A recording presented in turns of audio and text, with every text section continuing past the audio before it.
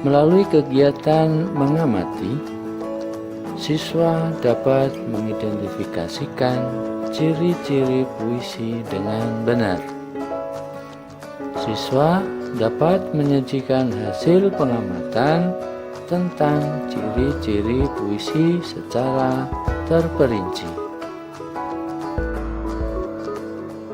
Siswa dapat mengidentifikasi siklus makhluk hidup yang ada di sekitarnya dengan baik. Siswa dapat membuat skema siklus makhluk hidup yang ada di sekitarnya dengan benar. Itulah tadi tujuan pembelajaran kita. Sekarang kita mulai ciri-ciri puisi. Puisi adalah jenis karya sastra yang dalam penyajiannya sangat mengutamakan keindahan bahasa dan kepadatan makna. Bahasa yang digunakan dalam puisi tidak terkait dengan rima, jumlah baris, dan irama. Puisi terdiri atas bagian-bagian yang merupakan kumpulan kata-kata yang disebut dengan baris puisi. Baris-baris puisi yang terkumpul menjadi bagian-bagian yang disebut bait puisi. Setiap bait puisi dapat berdiri sendiri dan merupakan satu rangkaian cerita, sehingga dalam sebuah puisi tidak terdapat sampiran. Nah, itu adalah ada beberapa hewan yang dalam hidupnya mengalami metamorfosis atau perubahan bentuk, dan ada yang tidak mengalami metamorfosis. Nah, metamorfosis adalah pertumbuhan pada hewan berupa bentuk hewan muda yang berbeda dengan hewan dewasa.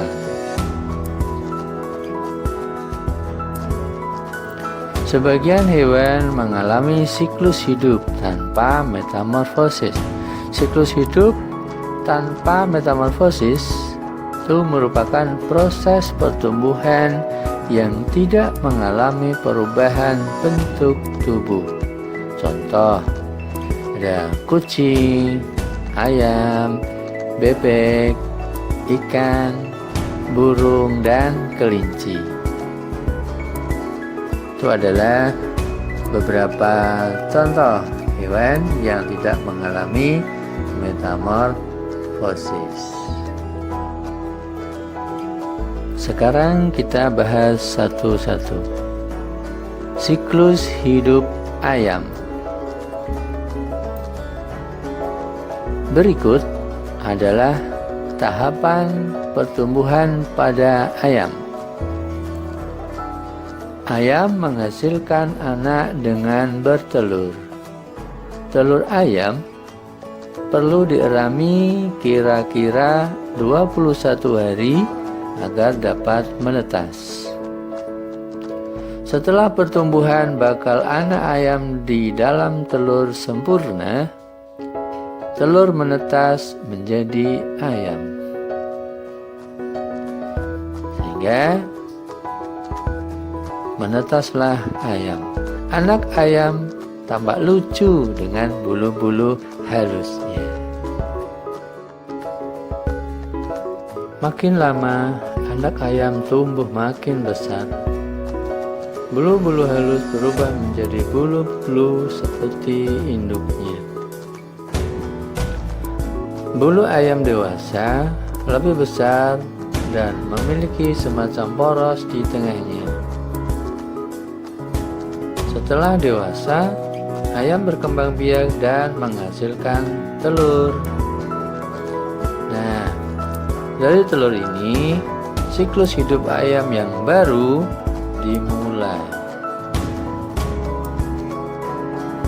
sekarang siklus hidup kucing.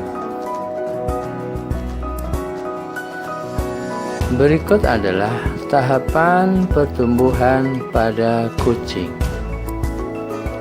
Kucing menghasilkan anak dengan cara beranak atau melahirkan.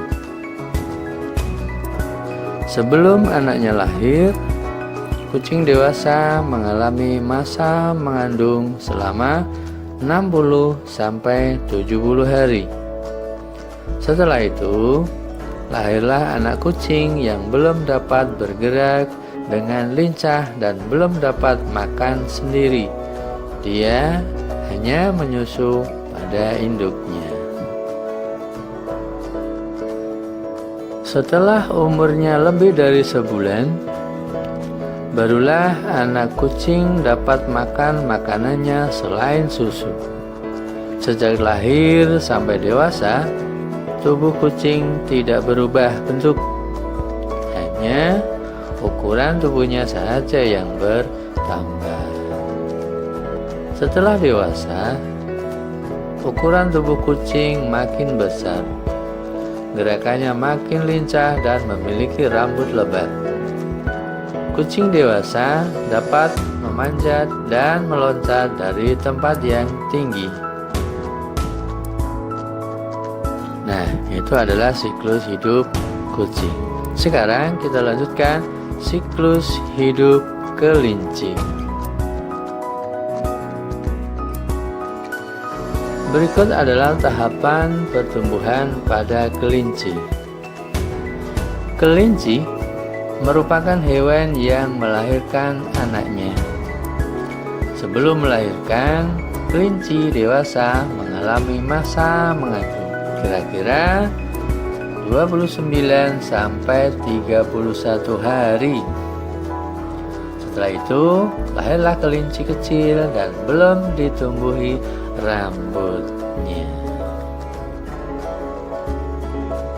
Nah, setelah 6-8 minggu, kelinci dapat makan selain susu dan mulai tumbuh rambutnya.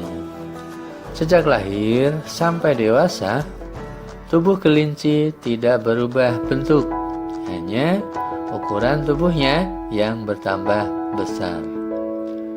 Setelah dewasa, ukuran tubuh kelinci makin tumbuh besar. Rambutnya makin lebat dan gerakannya sangat lincah, dapat meloncat hingga jauh. Nah, itulah tadi penjelasan dari siklus hidup ayam, siklus hidup kucing, dan siklus hidup kelinci. Anak-anak, silakan kerjakan soal di bawah ini. Amati gambar di bawah ini, lalu tulislah urutan yang benar dengan memberi angka.